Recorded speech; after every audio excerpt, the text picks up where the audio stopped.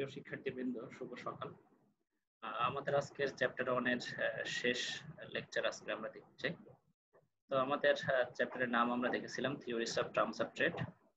তো এই theories of terms of trade এর আন্ডারে আজকে আমরা যেসব টপিকগুলো দেখতে চাই তার শুরুতে আমরা লিখেছি যে underdeveloped countries and terms of trade. মূলত আমাদের আলোচনা মূলত এই টপিকটা নিয়েই আজকে মেইনলি যে আলোচনাটা আমরা করবো আজকে সেটা এটাকে ঘিরেই হবে। দেন আমরা দেখতে চাই যে যদি টার্মস অফ ট্রেডের ইমপ্রুভমেন্ট হয়, does an improvement in terms of trade, তাহলে কি আমাদের ওয়েলফেয়ারের ইমপ্রুভমেন্ট হয়? অর্থাৎ টার্মস অফ ট্রেড বেড়ে গেলে কি একটা ইকোনমিতে সবসময় ওয়েলফেয়ার বাড়ে? এটা আমরা দেখতে চাই। এটা আমাদের প্রায়শই পরীক্ষায় আসে এবং 1 নাম্বার কোশ্চেনটা আমরা মোটামুটি 2-3টা কোশ্চেন এখান থেকে আমরা কভার হয়ে যাবে আমাদের আশা করি। নেক্সট আমরা দেখতে চাই যে is favourable terms of trade always beneficial or desirable, অর্থাৎ আমরা যে ফেভারেবল টার্মস অফ ট্রেড এর কথা বলি সেটা কি আমাদের সবসময় এক্সপেক্টেড, নাকি আমরা কখনো কখনো বলি যে ফেভারেবল টার্মস অফ ট্রেড এর চাইতে আনফেভারেবল টার্মস অফ ট্রেড আমাদের জন্য বোধহয় ভালো হতো। তো এখানে একটা কনফিউজিং কোশ্চেন, সেটা আমরা বলছি যে এটা আমরা আলোচনা করতে চাই যে ফেভারেবল টার্মস অফ ট্রেড এটা কি অলওয়েজ বেনিফিশিয়াল আর অথবা এটা কি আমরা সবসময় প্রত্যাশা করি? এটা হলো আমাদের 3 নাম্বার কোশ্চেন। এই 3টা কোশ্চেনই আজকে আমাদের জন্য খুবই গুরুত্বপূর্ণ, কারণ এই 3টা কোশ্চেনই আমাদের পরীক্ষায় আসে। এখন আমরা আসি, এখন আমরা বলছি যে আমাদের একটু সবাই খাতা কলম সাথে নিতে হবে। খাতা কলম না নিলে আজকের একটু অসুবিধা আছে। আমি যেভাবে বলে যাব সেভাবে নিলে অনেকটা ইজি হয়ে যাবে। তাহলে এখন আমরা আসি, আমরা বলছি যে আমরা যে আন্ডার ডেভেলপড কান্ট্রি বলছি, সেই আন্ডার ডেভেলপড কান্ট্রিগুলোর আমরা জানি যে এখানকার প্রোডাকশন প্রসেসটা এগ্রিকালচার বেসড হয়। এখানে ইন্টারমিডিয়েট গুডস বা আমরা যে বলি ইন্ডাস্ট্রি সেক্টর সেটা ওরকম ফ্লারিস্ট বা ওরকম ডেভেলপড হয় না। সার্ভিস সেক্টরের কন্ট্রিবিউশন কম থাকে। মূলত এরকম বললেই আমাদের আন্ডার ডেভেলপড বা ডেভেলপিং কান্ট্রির কনসেপ্ট যদি বলি তাহলে আমাদের মাথার মধ্যে এইসব কনসেপ্ট গুলো আসে। তো এই কনসেপ্ট গুলো নিয়েই মূলত আমাদের আজকের আলোচনা। তো এভাবে আমরা দেখতে চাই যে যদি এরকম অবস্থা থাকে একটা কান্ট্রির যে সেখানে মেইনলি আমাদের এগ্রিকালচারাল গুড বেশি, অথবা আমরা বলছি যে এখানকার ইন্ডাস্ট্রি গুলো কম্পিটিটিভ না, এবং আমরা বলছি যে এখানকার সার্ভিস সেক্টর গুলো আমাদের ওরকম ডেভেলপড না। তো সার্ভিস সেক্টর ডেভেলপড না, আমাদের এখানে সার্ভিস সেক্টর রিলেটেড আমাদের আলোচনা আজকে কম বা নেই, আমাদের এখানে আলোচনা নেই। তো আমরা মূলত এগ্রিকালচার ইন্ডাস্ট্রি, তারপর আমরা বলছি ইম্পোর্ট সাবস্টিটিউশন, এগুলো নিয়েই মূলত আলোচনা করবো। আজকের আমাদের টপিকটা মূলত এভাবেই আগাবে। তো আমরা এই টপিকটা আলোচনা করতে চাই আমরা বেশ কয়েকটা থিওরির মাথায় নিয়ে আগাবো আর কি। তো এখান থেকে আমাদের পরীক্ষায় আমরা জানি যে প্রেভিশ সিঙ্গার থিওরি আসে। তো প্রেভিশ সিঙ্গার থিওরি মূলত এই টার্মস অফ ট্রেড নিয়ে আন্ডার ডেভেলপড কান্ট্রি বা ডেভেলপিং কান্ট্রির বেসিসে হয়ে থাকে। তো আমরা বলছি যে তাহলে আমাদের টার্মস অফ ট্রেড, এই টার্মস অফ ট্রেড আমরা জানি যে আন্ডার ডেভেলপড বা ডেভেলপিং কান্ট্রিগুলোর টার্মস অফ ট্রেড বেশিরভাগ ক্ষেত্রে আনফেভারেবল কন্ডিশনে থাকে। তো আনফেভারেবল কন্ডিশনে থাকলে এটা আসলে একটা কান্ট্রির জন্য আসলে কেমন সেটা আমরা আলোচনা করতে চাই, এবং এই যে টার্মস অফ ট্রেড আনফেভারেবল এ থাকছে এই থাকার রিজন গুলো কি সেগুলোই মূলত আজকের আমাদের টপিকের আলোচনা। তো এখন আমরা আসি, এই টপিকগুলো আমরা থিওরি বেসড আলোচনা করব, কে কোন থিওরি দিয়েছে সেটা আমরা বলে নিব, তারপর আমরা এখান থেকে আলোচনা করব। তো এখন আমরা আসি এই যে টার্মস অফ ট্রেড আমাদের যে ডেটারিওরেশন বা আনফেভারেবল কন্ডিশনে থাকে ডেভেলপিং বা আন্ডার ডেভেলপড কান্ট্রিগুলোর, তো সেই ডেভেলপিং বা আন্ডার ডেভেলপড কান্ট্রিগুলোর যে টার্মস অফ ট্রেডের খারাপ অবস্থা, এই খারাপ অবস্থার প্রথম ব্যাখ্যা আমাদের দিয়েছেন যে রাহুল প্রেভিশ নামে একজন ইকোনমিস্ট। আর প্রেভিশ যাকে আমরা বলি, অর্থাৎ আমরা এর 3rd ইয়ারও দেখেছি যে প্রেভিশ সিঙ্গার থিওরি, তো সেখান থেকে আমরা বলছি রাহুল প্রেভিশ, এটাকে আমরা বলছি রাহুল প্রেভিশ। তো এখন আমরা দেখি যে এই থিওরিতে আমাদের শুরুতে আমরা বলছি যে রাহুল প্রেভিশ থিওরিতে আমাদের টার্মস অফ ট্রেড যে খারাপ অবস্থা, সেই খারাপ অবস্থার রিজনটা রাহুল প্রেভিশ কি বলতে চেয়েছেন। তো এখন রাহুল প্রেভিশ যেটা বলতে চেয়েছেন সেটা হলো, এবার কিন্তু খাতা কলম নিতে হবে, একটু লিখে রাখতে হবে। তো আমরা বলছি যে দেখা যায় যে আমাদের যে ডেভেলপিং বা আন্ডার ডেভেলপড কান্ট্রিগুলো এইসব জায়গায় আমাদের র ম্যাটেরিয়ালস রিলেটেড যেসব গুড সেগুলো মূলত বেশি থাকে। তো র ম্যাটেরিয়ালস রিলেটেড গুডস আমরা জানি যে এগুলো মূলত এগ্রিকালচারাল গুড গুলো বেশি হয়। তো এগ্রিকালচারাল গুড আমরা যদি বলি তাহলে সেগুলো কি হতে পারে, কফি হতে পারে, কপার হতে পারে, টি হতে পারে, হুইট হতে পারে, রাইস হতে পারে, এটসেট্রা। তো এখন আমরা বলছি এই যে প্রাইমারি গুড গুলো প্রডিউস হয়, তো আমরা এই প্রাইমারি গুড গুলো মূলত প্রোডাকশনের বেশি হয় এবং এগুলোর মধ্যে এক্সপোর্টেড গুডস মূলত আন্ডার ডেভেলপড কান্ট্রিগুলো। তো এখন আমরা যদি বলি এই যে প্রাইমারি গুড গুলো প্রোডাকশন হয়, এই যে প্রডিউসড গুড গুলোর এক্সপোর্টেড প্রাইসটা কেমন থাকে, যদি আমরা এখান থেকে এক্সপোর্টেড প্রাইসটা বেশি রিসিভ করতাম ইম্পোর্টেড প্রাইসের চাইতে, তাহলে আমাদের টার্মস অফ ট্রেড ভালোর দিকে যেত। তো এখন আমরা জানি যে রিলেটিভলি এই যে আমাদের প্রাইমারি গুডস গুলোর যে এক্সপোর্টেড প্রাইস, সেই এক্সপোর্টেড প্রাইসটা ইম্পোর্টেড প্রাইসের চাইতে রিলেটিভলি কম থাকে। কম থাকার কারণ কি? রিলেটিভলি কম থাকার কারণ হলো, সেই কারণটা আমরা এখানে বলতে চাই। বলা হচ্ছে যে এই যে আমাদের যে প্রাইমারি গুড গুলো, সেই বা এগ্রিকালচারাল গুড, সেই এগ্রিকালচারাল গুড গুলো এখনো আমরা যেমন দেখি, এই এখান থেকে 100 বছর আগেও 200 বছর আগেও সেম প্যাটার্ন ছিল, অর্থাৎ এখানে খুব বেশি ইমপ্রুভমেন্ট হয়নি। তাহলে ইমপ্রুভমেন্ট না হলে কি হবে সেটা আমরা আসছি। কিন্তু আমরা যদি বলি যে আমাদের, যদি আমরা দেখি যে ইন্ডাস্ট্রিয়াল গুড, তো ইন্ডাস্ট্রিয়াল গুড আমরা যদি বলি যে সাপোজ ধরলাম স্যামসাং এর মোবাইল ফোন, স্যামসাং এর মোবাইল ফোন শুরুর দিকে তাদের যে আমরা যদি ধরি হাই এন্ডের ফোন গুলো, তাহলে সেগুলো শুরুর দিকে প্রাইস যেরকম ছিল, তাহলে দেখা যাচ্ছে যে এখন তার প্রাইস কয়েক ফোল্ড বেড়ে গেছে। কয়েক ফোল্ড বেড়ে গেলে এখানে কি আমরা বলছি যে আমাদের সেম কোয়ালিটির স্যামসাং ফোন আমরা আগেও যেভাবে ইউজ করতাম, সেম কোয়ালিটির স্মার্টফোন আমরা এখনো ইউজ করি? তাহলে আমরা বলছি যে এখানে হিউজ কোয়ালিটি ইমপ্রুভমেন্ট হয়। তাহলে আমরা বলছি কি ইন্ডাস্ট্রিয়াল গুড গুলো দেখা যায় যে কোয়ালিটি ইমপ্রুভমেন্ট হয় হিউজ। কোয়ালিটি ইমপ্রুভমেন্ট হওয়ার ফলে সেগুলোর প্রাইস রিলেটিভলি একটু বেশি হয়। রিলেটিভলি বেশি হওয়ার ফলে কি হয় যে ইন্ডাস্ট্রিয়াল যেসব গুড, সেই গুড গুলো রিলেটিভলি কস্টলি হয়। আর আমাদের এগ্রিকালচারাল যে গুড, সেখানে কোনো ভেরিয়েশন থাকে না, সেখানে ওই সেম মোরলেস সেম গুড বছরের পর বছর ধরে প্রডিউস হয়।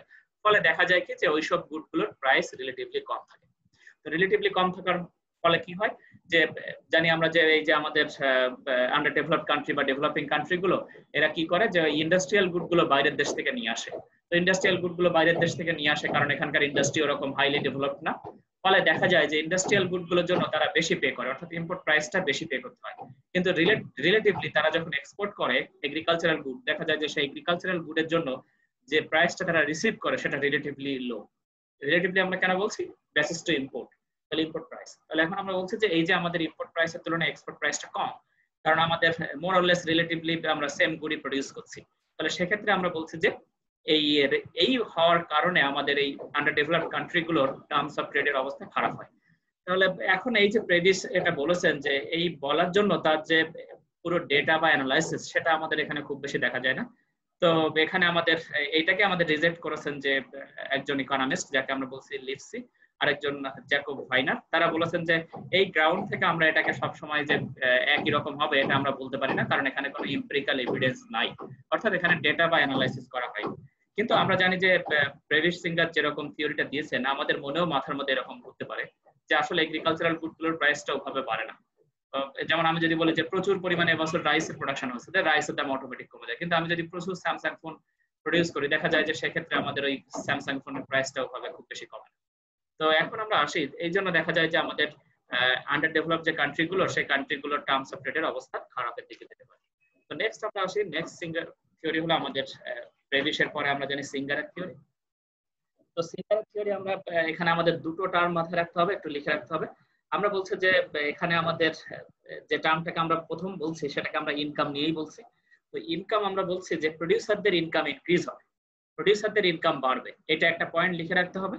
আরেকটা আমরা বলছি লোয়ার প্রাইস কনজিউমাররা ভোগ করবে।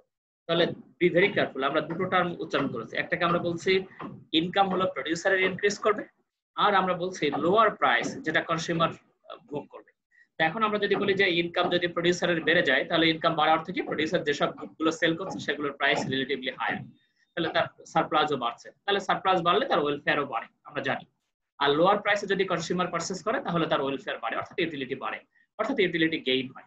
ইউটিলিটি যদি গেইন হয় তাহলে সে অর্থে আমরা বলতে পারি যে টার্মস অফ ট্রেড ভালোর দিকে যায়। কিন্তু এখানে আমাদের থিংস আর ইন্টারেস্টিং হিয়ার। আমরা বলছি যে এই যে আমাদের থিওরি, এই থিওরিতে বলা হচ্ছে যদি ডেভেলপড আর আন্ডার ডেভেলপড কান্ট্রি, দুটো কান্ট্রির যদি টেকনোলজিক্যাল ইমপ্রুভমেন্ট হয়, অ্যাডভান্স হয়, তাহলে দেখা যায় যে তাহলে আমরা বলছি যে আন্ডার ডেভেলপড কান্ট্রিগুলো টেকনোলজি কোন দিকে যাবে? তো টেকনোলজি দেখা যায় যে এগ্রিকালচারাল গুডের দিকেই বেশি যায়। তো এগ্রিকালচারাল গুডের দিকে কেন বেশি যাবে সেটা আমরা পরে এক্সাম্পল দিব। তো যখন এই যে টার্মস অফ ট্রেড, আমরা বলছি যে এগ্রিকালচারাল গুডের যখন তাদের টেকনোলজি চেঞ্জ হয়, এই টেকনোলজি চেঞ্জ হওয়ার ফলে দেখা যায় যে এগ্রিকালচারাল গুডগুলোর প্রোডাকশন বেড়ে যায়, এগ্রিকালচারাল গুডগুলোর প্রোডাকশন বেড়ে যায়। এগ্রিকালচারাল গুডগুলোর প্রোডাকশন বাড়লে কি হবে? এগ্রিকালচারাল গুডগুলোর প্রোডাকশন বাড়লে আমি এই গুডগুলোই বাইরের দেশে এক্সপোর্ট করতে চাই। তো আমার এক্সপোর্ট যে গুডগুলো আছে এগ্রিকালচারাল গুড, সেগুলোর বেশি এক্সপোর্ট করতে চাইলে তারা তো আমারটা অত বেশি খেতে চায় না, কারণ এগ্রিকালচারাল গুডের ডিমান্ড আমরা জানি যে ইনকাম বাড়ার সঙ্গে সঙ্গে অত হাইলি বাড়ে না।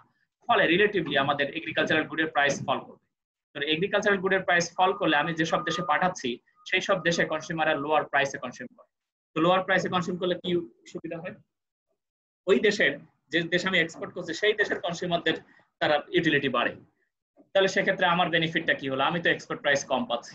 আবার আমরা একটু বিপরীত দিক থেকে চিন্তা করি, ধরলাম আমরা বাইরের দেশে পাঠিয়েছি, এই গম ঠম এসব পাঠিয়েছি, এখন আমরা বলছি যে অথবা রাইস, এখন আমরা বললাম যে আমরা সাপোজ আমেরিকা থেকে কম্পিউটার নিয়ে আসলাম, কারণ এখন আমরা বলছি যে কি কম্পিউটার যখন নিয়ে আসছে তখন আমাদের দেশে এখানে অ্যাডভান্সমেন্ট হচ্ছে, কম্পিউটারে টেকনোলজিক্যাল অ্যাডভান্সমেন্ট হচ্ছে, চেঞ্জ হচ্ছে।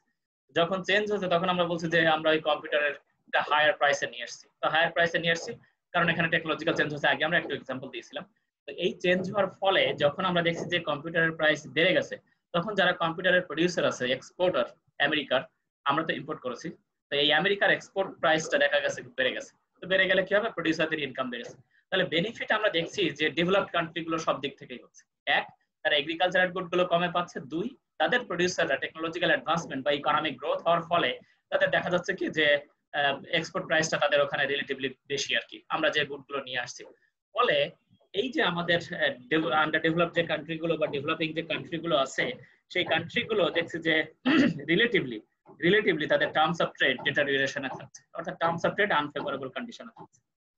এখন এখানে আরেকটা কারণ আমাদের এখানে ব্যাখ্যা দেওয়া হয়েছে, সেটাকে আমরা বলছি, সেই কারণটার ব্যাখ্যা দিয়েছে ম্যাক লিওড নামে একজন ইকোনমিস্ট। তিনি বলেছেন যে আসলে যে ডেভেলপড কান্ট্রি গুলো আছে, সেই ডেভেলপড কান্ট্রি গুলোর প্রডিউসারদের যে প্রোডাকশনের যে প্রসেস, সেই প্রসেসে দেখা যায় একটা মনোপলি পাওয়ার থাকে। যেমন আমরা যদি বলি গুগলের কিন্তু একটা মনোপলি পাওয়ার আছে, এটাকে আমরা মনোপলিস্টিক কম্পিটিশনও বলতে পারি। গুগল, তারপরে আমরা বলছি যে ওই উইন্ডোজ, তারপরে আমরা বলছি যে আইওএস অর্থাৎ আই অপারেটিং সিস্টেম। তো এইগুলো আমরা বললাম একটা মনোপলিস্টিক কম্পিটিশন না বলে এখানে অলিগোপলি নেচারও বলা যায়। তো এই একটা পাওয়ার তাদের থাকে, তাদের গুডস গুলোর প্রাইসটা হাই চার্জ করে, অর্থাৎ তাদের সফটওয়্যার তাদেরকে নিজেদের একটা এখানে একটা তাদের বৈশিষ্ট্য থাকার ফলে, ডিফারেন্সিয়েশন গুড থাকার ফলে তাদের গুড গুলোর প্রাইসটা একটা বেশি চার্জ করার চান্স থাকে, এবং তারা মোটামুটি অর্গানাইজড। ফলে দেখা যায় কি যে এই সব দেশগুলোর যে গুড গুলো আছে সেগুলো মূলত রিলেটিভলি একটু প্রাইস হাই হয়। যেমন আমরা বলছি যে অনেকটা স্যামসাং এর ক্ষেত্রে দেখা যায় যে স্যামসাং এর কিন্তু একটা কিছুটা মনোপলি পাওয়ার, কিন্তু মনোপলিস্টিক কম্পিটিশন হলেও তাদের কিন্তু একটা কিছুটা মনোপলি পাওয়ার তাদের আছে, কারণ তাদের রিসার্চ এন্ড ডেভেলপমেন্ট থেকে শুরু করে অন্যান্য অবস্থা অন্যদের চাইতে বেটার। ফলে দেখা যায় একটা মনোপলি পাওয়ার থাকার ফলে তাদের গুডস গুলোর প্রাইস খুব বেশি কমে। কিন্তু যদি এরকম হয় যে আন্ডার ডেভেলপড কান্ট্রি গুলোর গুডের প্রাইস কেন কমে যায়, কারণ দেখা যায় যে এরা অনেক বেশি আনঅর্গানাইজড। অর্থাৎ এই যে যারা প্রডিউসার আছে এরা যদি সবাই একসঙ্গে একটা মনোপলির মতো বিহেভ করতো, তাহলে দেখা যেত কি সেই গুডস গুলো তারা বেশিতে বিক্রি করতে পারতো। এখানে আরেকটা রিজন আছে, যদি আমি মনোপলির মতো বিহেভ করি, অন্য কান্ট্রি মনোপলির মতো বিহেভ করবে কিনা, কারণ অন্যান্য অনেক প্রডিউসার ইন্টারন্যাশনালি প্রডিউস করে। তো সেক্ষেত্রে দেখা যায় কি যে এই আমাদের এগ্রিকালচারাল গুড গুলোর প্রাইস রিলেটিভলি আমাদের জানি যে তুলনামূলকভাবে সবসময় কম থাকে। ফলে এই আন্ডার ডেভেলপড কান্ট্রি গুলোর টার্মস অফ ট্রেডের অবস্থা খারাপ হয়। এখন আমরা একজন রিনাউন্ড ইকোনমিস্ট, ওয়ার্ল্ড ব্যাংকের ইকোনমিস্ট ছিলেন জগদীশ ভগবতী, তার তিনি আমাদের ট্রেড রিলেটেড তার অনেক টপিকে আমরা জানি রিনাউন্ড, তিনি একজন রিনাউন্ড ইকোনমিস্ট, ইন্ডিয়ান ইকোনমিস্ট। তো এখন আমরা বলছি যে এই যে আমাদের জগদীশ ভগবতী, ইনি আসলে কি বলেছেন। তো জগদীশ ভগবতী বলছেন যে এই যে আমাদের আন্ডার ডেভেলপ বা ডেভেলপিং কান্ট্রি গুলো, এই কান্ট্রি গুলোর প্রোডাকশন যখন বাড়তে থাকে তখন দেখা যায় যে এগুলো মূলত আল্ট্রা এক্সপোর্ট বায়াসড হয়। অর্থাৎ আমরা জানি যে এক্সপোর্ট যদি অনেক বেশি বেড়ে যায় তাহলে ওই কান্ট্রির অফার কার্ভটা ডান দিকে শিফট করে। তো ডান দিকে যখন শিফট করে তখন আমরা জানি টার্মস অফ ট্রেড লাইনটাও আমাদের কি হয়, নিচের দিকে শিফট করে। তো টার্মস অফ ট্রেড লাইন যখন নিচের দিকে শিফট করে তখন এটা ফ্ল্যাটার হয়ে যায়। তো টার্মস অফ ট্রেড যখন ফ্ল্যাটার হয় তখন আমরা জানি যে ওই কান্ট্রির টার্মস অফ ট্রেড ফ্ল্যাটার হয়ে গেলে আমরা জানি যে ওই কান্ট্রির টার্মস অফ ট্রেড ডিটারিওরেট করে, অর্থাৎ তার একটা আনফেভারেবল টার্মস অফ ট্রেডের কন্ডিশন হয়। তো এখন আমরা আসি, এই জগদীশ ভগবতী বলছেন যে এর রিজনটা আসলে কি। তো এর রিজনটা আমাদের একজন ইকোনমিস্ট তিনি ব্যাখ্যা করেছেন, এটাকে বলেছেন যে লিন্ডন নামে একজন ইকোনমিস্ট, তিনি এটা ব্যাখ্যা করতে চেয়েছেন। তো তিনি বলেছেন যে import kills of import competing industries. সেটা কি রকম, আমরা বলছি যে ইম্পোর্ট সাবস্টিটিউট যে ইন্ডাস্ট্রি গুলো আছে, ইম্পোর্ট কম্পিটিং ইন্ডাস্ট্রি যাকে আমরা বলছি, সেগুলো আমাদের ধ্বংস করে দেয়। সেটা কি রকম, যেমন আমরা বলছি যে ধরলাম আমাদের একটা এক্সাম্পল দিই, আমাদের এখনো ধ্বংস হয়নি, তা আমরা আমরা একটা এক্সাম্পল দিই। ধরলাম ছাতা ফ্যাক্টরি, অর্থাৎ আমরা যে বাংলাদেশের যে ছাতা প্রডিউস হয় সেই ছাতা নিয়ে একটা এক্সাম্পল দিই। ধরলাম একটা সময়ে আমাদের যে আমাদের এখানে বেশ ছাতা ফ্যাক্টরিটা বেশ ভালো ডেভেলপ করেছিল, বাংলাদেশি ছাতা। তো এখন দেখা যাচ্ছে যে আমরা একটা সময়ে যে চায়না থেকে ছাতা ইম্পোর্ট শুরু করলাম। চায়না থেকে ছাতা ইম্পোর্ট শুরু করার ফলে কি হলো, চায়না ছাতাগুলো দেখতে সুন্দর, হ্যান্ডি, দামে কম। তো সবাই আমাদের এই চায়না ছাতা পছন্দ করা শুরু করলো। চায়না ছাতা যখন পছন্দ করা শুরু করলো তখন দেখলাম কি আমার ছাতা ফ্যাক্টরির অবস্থা খারাপ হয়ে গেছে, অর্থাৎ এখানে আর লেবার থাকছে না। অর্থাৎ এখানে কি হয়ে গেছে, প্রোডাকশন কমে গেছে, ফলে আমাদের লেবার ছাঁটাই করতে হচ্ছে। তো ফলে দেখা যাচ্ছে কি যে এখান থেকে একটা এক্সট্রা লেবার এখানে আমাদের তৈরি হচ্ছে। আবার কি হচ্ছে, আমার যে ইম্পোর্ট কম্পিটিং ইন্ডাস্ট্রি বেড়ে ওঠার সুযোগ ছিল, এই যে ছাতা ফ্যাক্টরি ডেভেলপ করার সুযোগ ছিল, সেই সুযোগটাও এখন আর থাকছে না। অর্থাৎ কি, অর্থাৎ আমার হলো আমি বাইরের দেশ থেকে ইম্পোর্ট করার ফলে এই ছাতা ফ্যাক্টরিটা এখন ডিস্ট্রয়েড হয়ে গেছে। তো যখন ডিস্ট্রয়েড হয়ে যাবে তখন কি হবে, তখন দেখা যাবে কি এই লেবাররা আনএমপ্লয়েড হয়ে যাবে। তো আনএমপ্লয়েড হয়ে গেলে এরা এখন কি করবে, তো এরা বেশিরভাগই দেখা যাবে আবার এগ্রিকালচার সেক্টরে যে হাজির হবে। অর্থাৎ আমার এগ্রিকালচারাল গুড বেশি প্রডিউস হয়, আমি তো ছাতা দিয়ে আমি এখানে ভালো করতে চেয়েছিলাম, ইম্পোর্ট সাবস্টিটিউশন করতে চেয়েছিলাম, কিন্তু সেটা আমার সম্ভব হয়নি, কারণ ছাতা ফ্যাক্টরি আমার ওভাবে ফ্লারিশ করেনি, কারণ আমাদের চায়না ছাতা আমাদের দেশের ছাতাকে ঠিক। তো এখন আমরা বলছি এই যে লেবাররা এরা এখন কি করবে, তাহলে এরা এখন যে হাজির হবে আমাদের যে সব এক্সপোর্ট রিলেটেড যেসব গুড গুলো ছিল, যেগুলোতে আমি স্পেশাল ছিলাম, ধরলাম এগ্রিকালচারাল গুড, তো সেই এগ্রিকালচারাল গুডের প্রোডাকশন আরো বাড়বে। তো যখন আরো বাড়বে তখন কি হবে, তখন দেখা যাবে কি যে আমাদের এগ্রিকালচারাল গুডের প্রোডাকশন বেড়ে যাওয়ার ফলে আমাদের এক্সপোর্ট প্রাইসটা কমে যাবে। ফলে এক্সপোর্ট প্রাইস কমে গেলে কি হবে, এক্সপোর্ট প্রাইস কমে গেলে দেখা যাবে যে আমার টার্মস অফ ট্রেড খারাপ হয়ে যাবে। বি ভেরি কেয়ারফুল, এখানে একটু মাথায় রাখতে হবে। তাহলে আমরা বলছি কি যে এরকম অনেক ইম্পোর্ট কম্পিটিং ইন্ডাস্ট্রি থাকে যেগুলো আমাদের ইম্পোর্ট ধ্বংস করে দেয়। ধ্বংস করার ফলে কি হয়, যেমন আমরা যদি বলি যে বাংলাদেশ এখন স্টিলের ইন্ডাস্ট্রি করতে চায়, তো বাংলাদেশ তো স্টিলে স্পেশাল না, ফলে স্টিলের কস্ট তুলনামূলকভাবে বেশি থাকে। এই সব জায়গায় সরকারকে হেল্প করতে হবে। ফলে দেখা যাবে কি যে আমি যদি বাইরে থেকে এখন স্টিল ইম্পোর্ট করি, তাহলে আমার স্টিল সেক্টরে যেসব লেবার আস্তে আস্তে বাড়ছিল, সেগুলো এখন আবার তাদের কম্পিটিশনে তারা টিকতে পারবে না, মার্কেট থেকে আউট হয়ে যাবে। ফলে ওই লেবার গুলো আবার কোথায় যেয়ে ভিড় করবে, আমার যে এক্সপোর্ট ইন্ডাস্ট্রি গুলো আছে সেখানে যেয়ে ভিড় করবে। ফলে দেখা যাবে কি এক্সপোর্ট গুডসটা বাড়বে, কিন্তু রিলেটিভলি যে এক্সপোর্ট প্রাইস সেটা রিলেটিভলি বাড়বে না, বরঞ্চ কমে যাবে। ফলে দেখা যাবে কি আলট্রা এক্সপোর্ট বায়াসড হওয়ার ফলে আমার টার্মস অফ ট্রেডের অবস্থা খারাপ হবে। বি ভেরি কেয়ারফুল, এখানে যে শব্দগুলো উচ্চারণ করেছি এগুলো খাতায় ভালো করে লিখে নিতে হবে, বুঝতে অসুবিধা হলে কোশ্চেন করতে হবে। আর ক্লাস শেষে যদি কারো অসুবিধা থাকে আমি আবার ফিরে আসবো, এখানে অসুবিধা থাকলে আমাকে এসে কোশ্চেন করা যাবে।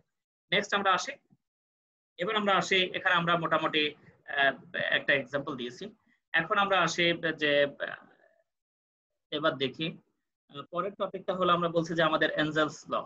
এই যে আমাদের এঞ্জেল ল, এই এঞ্জেলস লটা কি, এঞ্জেলস ল আমাদের এই থিওরি অনুযায়ী যদি আমাদের ইনকাম বাড়ে, যদি আমাদের ইনকাম বাড়ে তাহলে দেখা যায় যে আমাদের বিলাসিতা বাড়ে। তো আমরা জানি যে বিলাসজাত দ্রব্যগুলো মূলত ইন্ডাস্ট্রিয়াল গুড, মূলত হাই। যেমন আমি যদি বলি মোটরসাইকেল, মোটরসাইকেল তারা আমার এগ্রিকালচারাল ফার্মে প্রডিউস হয়। তারপর আমরা বলছি যে আমাদের সাপোজ টেলিভিশন, টেলিভিশন কি আমাদের এগ্রিকালচারাল ফার্মে হয়, মাঠে প্রডিউস হয়? Not necessarily. তাহলে এখানে আমরা বলছি যে এগুলো আমাদের প্রডিউস হয় ইন্ডাস্ট্রিয়াল সেক্টরে। তো ইন্ডাস্ট্রিয়াল সেক্টরে যখন প্রডিউস হয় তখন আমরা বলছি যে আমার যখন ইনকাম বাড়ে তখন এই বিলাসিতা আমার বাড়ার টেন্ডেন্সি তৈরি হয়। এখন আমি যদি বলি যে আমার ইনকাম বেড়েছে, আমার বিলাসিতা বেড়েছে, বিলাসিতা বাড়ার ফলে আমি টিভি, ফ্রিজ, এসি, তারপরে আমার অন্যান্য অনেক নানা রকমের শখ জেগেছে। কিন্তু আমি যদি বলি আমার ইনকাম বেড়েছে, আগে আমি 1 কেজি চাল খেতাম, এখন কি আমার 5 কেজি চাল খাওয়ার টেন্ডেন্সি বাড়বে? অর্থাৎ আমি, তাহলে আমরা বলছি যে আমাদের ইনকাম বাড়ার সঙ্গে সঙ্গে আমাদের বিলাসিতার মাত্রা বাড়ে, কিন্তু আমার খাওয়ার মাত্রা অর্থাৎ consumption on primary or agricultural good এগুলো কিন্তু রিলেটিভলি অত বেশি বাড়ে না। ফলে দেখা যায় কি যখন ইনকাম বাড়ে, ইনকাম বাড়ার ফলে যখন এই যে আমাদের ইন্ডাস্ট্রিয়াল গুডগুলোর ডিমান্ড বাড়ে, তখন ইন্ডাস্ট্রিয়াল গুডগুলোর ডিমান্ড বাড়ার ফলে এই গুডগুলোর প্রাইসের উপরে একটা আপওয়ার্ড প্রেসার। কিন্তু যদি এগ্রিকালচারাল গুডগুলোর প্রাইস কিন্তু ওভাবে আর বাড়ে না, বরঞ্চ কমেও যেতে পারে।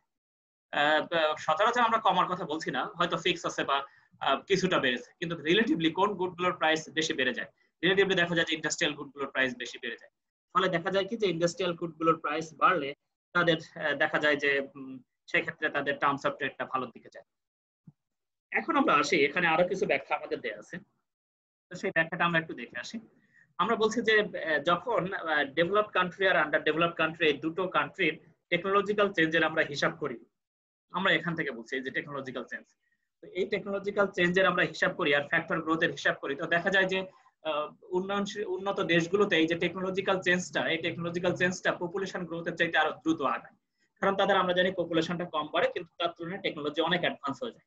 তাহলে আমরা যদি বলি যে তাহলে কি হয়, তাহলে পপুলেশন যে গ্রোথ হয় সেই গ্রোথের চাইতে টেকনোলজি যদি অ্যাডভান্স হয়, তাহলে যে পপুলেশন এক্সট্রা আমাদের আসে, যে পরিমাণ এক্সট্রা লেবার আমাদের ওই প্রোডাকশন সেক্টরে লাগে, কারণ এক্সট্রা লেবার কেন লাগছে, কারণ টেকনোলজি আরো বেশি অ্যাডভান্স হয়ে গেছে, লেবার সে তুলনায় বাড়েনি। ফলে কি হয়, আমাদের এখানে একটা গ্যাপ তৈরি হচ্ছে, অর্থাৎ আমাদের আরো বেশি লেবার দরকার। তো যদি এই লেবার আমরা টেকনোলজি দিয়ে সাবস্টিটিউট করে ফেলতে পারি, তাহলে দেখা যাবে কি আমাদের এই লেবার ডিমান্ডটা আমরা মিটিগেট করে ফেলতে পারি টেকনোলজি। কিন্তু যখন আমরা বলছি যে এই যে আমাদের উন্নয়নশীল দেশগুলো, এইসব দেশগুলোতে কি হয়, এইসব দেশগুলোতে আমরা দেখি যখন এই টেকনোলজি অ্যাডভান্স হয় তার চাইতে পপুলেশন আরো বেশি বাড়ে। তো পপুলেশন যখন বেশি বাড়ে তখন দেখা যায় যে এই যে লেবারদের প্রাইস রিলেটিভলি কম থাকে। তো যখন রিলেটিভলি কম থাকে তখন তারা যেসব গুড প্রডিউস করে সেই গুডগুলোর প্রাইস রিলেটিভলি কম হয়। ভেরি কেয়ারফুল, এখানে একটু নিজের থেকে খেয়াল রাখতে হবে এগুলো। ফলে এইগুলো দেখা যায় কি যে এইসব গুডগুলোর প্রাইস রিলেটিভলি কম হয়। তো রিলেটিভলি কম হলে দেখা যায় এই উন্নয়নশীল দেশগুলোর টার্মস অফ ট্রেডের অবস্থা খারাপ হয়। আবার আমরা বলছি যে এই যে আমাদের যে উন্নয়নশীল উন্নত দেশ সেই সব দেশের যে র ম্যাটেরিয়ালস গুলোর যে ইউটিলাইজেশন অর্থাৎ ব্যবহার সেগুলো রিলেটিভলি বেড়ে যায়, কারণ তাদের টেকনোলজি অ্যাডভান্স হয়ে যায়। ফলে আমরা বলছি যে র ম্যাটেরিয়ালস ইউজ হচ্ছে না বা র ম্যাটেরিয়ালস এক্সট্রা পড়ে আছে, তাদের র ম্যাটেরিয়ালস এর প্রাইস কমে যাওয়ার যে টেন্ডেন্সি সেটা মূলত থাকে না। ফলে দেখা যায় কি যে তাদের গুডগুলোর প্রাইসও রিলেটিভলি হাই হয়। ফলে আমরা বলছি যে সেক্ষেত্রে আমাদের ডেভেলপড কান্ট্রিগুলোর price export price relatively greater হয়, আর যে আন্ডার ডেভেলপড কান্ট্রিগুলো সেগুলোর এক্সপোর্ট প্রাইস রিলেটিভলি লোয়ার হয়। ফলে আন্ডার ডেভেলপড কান্ট্রিগুলো টার্মস অফ ট্রেডের আনফেভারেবল কন্ডিশনে থাকে। তো এখানে একটু নিজেরা খেয়াল রাখতে হবে, এটা কিন্তু পরে ভুলে যাওয়ার চান্স অনেক বেশি। নেক্সট আমরা আসি, এর পরে আমরা বলছি যে আমাদের আরেকটা আমাদের শেষ টপিক এখানে আমাদের লিন্ডার আরেকটু এখানে এমফাসাইজ করেছেন।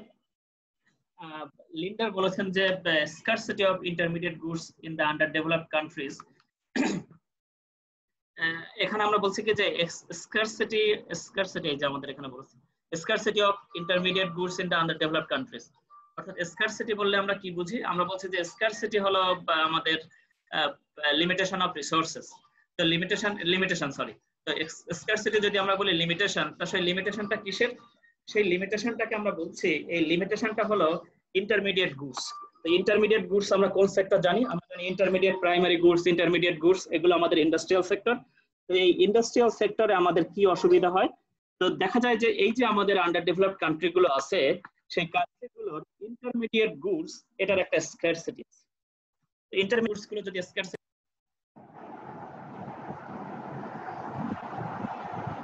তো এই ইন্টারমিডিয়েট গুডস গুলো যদি স্কারসিটি থাকে তাহলে এখান থেকে কি হবে? এখন আমরা আসি, এই যে ইন্টারমিডিয়েট গুডস, এই ইন্টারমিডিয়েট গুডস গুলো যদি স্কারসিটি থাকে তাহলে কি হবে? আমরা বলছি যে আমাদের স্কারসিটি থাকা অর্থই হলো আমাদের ইন্ডাস্ট্রিয়াল গুড রিলেটিভলি কম। তো ইন্ডাস্ট্রিয়াল গুড রিলেটিভলি কম হলে ভেরি সিম্পল, আমাদের এখান থেকে এই গুডগুলোর আমাদের প্রাইস রিলেটিভলি কম হবে, আমরা এগ্রিকালচার এইসবের উপরে ডিপেন্ডেন্ট। ফলে দেখা যাবে কি যে আমাদের যে র ম্যাটেরিয়ালস যেগুলো থাকে যেমন ফিউয়েল, আয়রন, স্টিল, সিমেন্ট, এগুলোর আমরা ওভাবে ইউজ করতে পারি না। ইউজ না করতে পারলে কি হয়? ফলে দেখা যায় যে অর্থাৎ আমাদের ইন্ডাস্ট্রি যদি দুর্বল হয় তাহলে সেক্ষেত্রে আমাদের র ম্যাটেরিয়ালস এর ইউটিলাইজেশনও কম হয়। ফলে আমাদের র ম্যাটেরিয়ালস এর ইউটিলাইজেশন কম, এক্সপোর্টও কম, আবার এক্সপোর্ট প্রাইসও কম। ফলে দেখা যায় কি যে এই কান্ট্রিগুলোর ইম্পোর্ট সাবস্টিটিউশন যেটা সেটাও ডেভেলপ করে না। ভেরি সিম্পল, আমরা র ম্যাটেরিয়ালস ইউজ করতে পারছি না ঠিকভাবে, ইন্টারমিডিয়েট গুডস নাই, ইন্ডাস্ট্রি নাই, তাহলে আমরা কোন ইন্ডাস্ট্রি ডেভেলপ করব? যদি আমরা বলি যে আমরা আমেরিকা থেকে কম্পিউটার নিয়ে আসি, আমি এখন একটা কম্পিউটার ইন্ডাস্ট্রি এখানে ডেভেলপ করতে চাই, কিন্তু আমার সেই পরিমাণ ইন্টারমিডিয়েট গুডস এখানে আমার নেই, স্কারসিটি আছে। ফলে দেখা যাবে কি আমার আমেরিকার উপরে নির্ভরশীল থাকতে হয়। সেক্ষেত্রে আমরা বলছি যে এই যে নির্ভরশীলতার ফলে আমাদের যে রিসোর্স ইউটিলাইজেশন সেটাও কম হয়, এবং আমরা যে মূলত আমাদের ডিপেন্ডেন্সি তৈরি হয় তখন এগ্রিকালচারাল গুডের উপরে। ফলে আমাদের টার্মস অফ ট্রেডটা খারাপের দিকে যায়। তো আজকের আমাদের এই টপিকটা এই underdeveloped countries and terms of trade, এটা মূলত এই পর্যন্ত। এরপরে আমাদের পরের টপিকে আসি। এই পরের টপিকটা আসার সময় আমরা একটু উল্টো দিক থেকে চিন্তা করব, আগে আমরা যেভাবে চিন্তা করেছি তার থেকে একটু ডিফারেন্ট। আর এখানে আমরা এই যে প্রোডাকশন পসিবিলিটি কার্ডটা নিয়েছি, এটা শেপটা নিজেরা একটু ঠিক করে নিলে হবে। এটা এদিকে এসে এরকম হয়, এটা এদিকে এসে মোটামুটি এরকম হবে, এই যে এরকম। এটা আমি একটা বই থেকে নিয়েছি, সেখানে এরকমই আছে, তো এরকম হবে, এটা ভুল আছে। তো এরকম ব্যাখ্যা আমাদের জন্য একটু কঠিন, আমরা যেহেতু বই থেকে নিয়েছি তো সেই ব্যাখ্যাটাই আমরা এখানে দিব। তারপরে এখন আমরা আসি, আমরা বলছি does an improvement in terms of trade necessarily imply an improvement in economic welfare? তাহলে আমরা বলছি যে টার্মস অফ ট্রেডের ইমপ্রুভমেন্ট এটা কি আমাদের ইকোনমিক ওয়েলফেয়ার অর্থাৎ সার্বিকভাবে অর্থনীতির যে কল্যাণ সেটাকে কি বাড়ায়? তো এই কল্যাণ বাড়ানোর জন্য আমাদের টার্মস অফ ট্রেডের ইমপ্রুভমেন্ট যদি আমরা বলি তাহলে এইটা আমাদের এখানে দেখি, এখানে একটা টার্মস অফ ট্রেড লাইন শুরুতে আছে P1 আর একটা টার্মস অফ ট্রেড লাইন আছে P2। তাহলে আমরা যদি P1 আর P2 চিন্তা করি তাহলে দেখছি P2 এর স্লোপটা স্টিপার, এটা একটু খাড়া, এটা ঢালু। তাহলে আমাদের P2 টার্মস অফ ট্রেড আমাদের ইমপ্রুভ করেছে। তো আমাদের এখানে আনসারের প্যাটার্নটাই হলো যে আমাদের ইকোনমিক ওয়েলফেয়ার বাড়বে না, যেহেতু কোশ্চেন করেছে যে সব ক্ষেত্রে বাড়ে কিনা, তা আমরা দেখাবোই সব ক্ষেত্রে বাড়ে না। তো আমরা এখন আসি আমাদের শুরু টার্মস অফ ট্রেড লাইন বা প্রাইস রেশিও লাইন, যেটাকে আমরা বলেছি P1। তো P1 এ আমাদের সোসাইটির ইনডিফারেন্স কার্ভ কোথায়? এই যে IC2, এটা আমাদের এখানে দেয়া আছে, এই যে IC2, এটা হলো জি পয়েন্ট। তো এখন আমরা যদি জি পয়েন্টে আসি তাহলে জি পয়েন্টে আমরা কি দেখছি? তাহলে জি পয়েন্টে আমরা দেখছি যে আমার এই পরিমাণ হলো, এখানে দেখি আগে কি অবস্থা ছিল। জি পয়েন্টে বড় হতে জি পয়েন্টে আমার প্রোডাকশন হলো এক্স এই পর্যন্ত, আর কনসাম্পশন হলো এই পর্যন্ত কনসাম্পশন ওয়াই এর, সরি এই পর্যন্ত হলো প্রোডাকশন আর কনসাম্পশন ওয়াই এর, এই পর্যন্ত হলো প্রোডাকশন আর কনসাম্পশন এক্স এর। Be very careful. জি পয়েন্টে এই পর্যন্ত হলো এক্স এর প্রোডাকশন, এক্স এর কনসাম্পশন, এক্স এর সরি জি পয়েন্ট হলো এই পর্যন্ত আমাদের এক্স এর প্রোডাকশন, আর জি পয়েন্টে এই পর্যন্ত হলো ওয়াই এর প্রোডাকশন। ভেরি সিম্পল, এটা আমরা জানি কারণ এটা প্রোডাকশন পসিবিলিটি কার্ভ। এখন আমরা একটু কনসাম্পশন প্যাটার্নটা দেখে আসি। তো কনসাম্পশনটা আমরা দেখছি কি এই পয়েন্টে আছে, জি পয়েন্টে। তাহলে জি পয়েন্টে আমাদের কনসাম্পশন কোথায়? এক্সটা এখানে, ওয়াইটা এখানে। তো এর আগের এক্সাম্পল গুলোতে আমরা দেখেছিলাম এরকম উপরে থাকে, ওয়াইটা আমাদের ইম্পোর্ট হয় আর এক্সটা এক্সপোর্ট হয়। তো এই ক্ষেত্রে আবার একটু উল্টে গেছে। তো এই থিওরি প্রুফ করতে যে আমরা একটু উল্টো কনসেপ্ট নিয়ে এসেছি। উল্টোটা কি? যে আগের বেলা আমরা দেখেছিলাম এক্সটা হলো এক্সপোর্টেড গুডস আর ওয়াইটা হলো ইম্পোর্টেড গুডস। তাহলে শুরুতে আমরা কি দেখছি, যদি জি পয়েন্টে তার প্রোডাকশন হয় আর কনসাম্পশন যদি হয় এই ছোট হাতের জি পয়েন্টে, তাহলে এই পরিমাণ তার প্রোডাকশন নেই, অর্থাৎ এই পরিমাণ তাকে ইম্পোর্ট করতে হয়, এক্সটা ইম্পোর্ট করতে হয়। তাহলে এরপরে আমরা কি দেখছি যে এইখানে আমাদের ওয়াই এর প্রোডাকশন আছে আর এই পরিমাণ সে ওয়াই খাচ্ছে। তাহলে ওয়াইটা এখানে আমরা বলছি যে এই পরিমাণ ওয়াই টু ওয়াই সে এক্সপোর্ট করে। তাহলে এখানে প্যাটার্নটা একটু ডিফারেন্ট। সে ওয়াইটা হলো এক্সপোর্ট করে আর এক্সটা হলো সে ইম্পোর্ট করে, শুরুতে ইম্পোর্ট করছে। তাহলে এবার আমরা দেখি যে এখন তার ধরলাম যে তার প্রাইস চেঞ্জ হয়ে গেছে এক্স গুডের। তাহলে এক্স গুডের প্রাইস চেঞ্জ হওয়ার ফলে আমরা রেশিওটা কি দেখছি, এই যে পি টু রেশিওতে, পি টু আমাদের কার্ভটা, এই কার্ভে আমরা দেখছি যে তার প্রোডাকশন হচ্ছে আর পয়েন্টে। তাহলে আর পয়েন্টে আগে জি পয়েন্টে চাইতে আর এ এক্স এর প্রোডাকশন বেড়ে গেছে, এই যে আগে এখানে ছিল এখন এখানে এসছে। তো এখন আমরা দেখছি কি যে আর পয়েন্টে তার ওয়াই এর প্রোডাকশন কমে গেছে, ওয়াই আগে জিতে ছিল এখন আর এ চলে আসছে, প্রোডাকশন কমে গেছে। তাহলে একটা কনসাম্পশন প্যাটার্নটা দেখে আসি। তাহলে কনসাম্পশন প্যাটার্ন দেখার জন্য আমরা আইসি ওয়ানে আসলাম।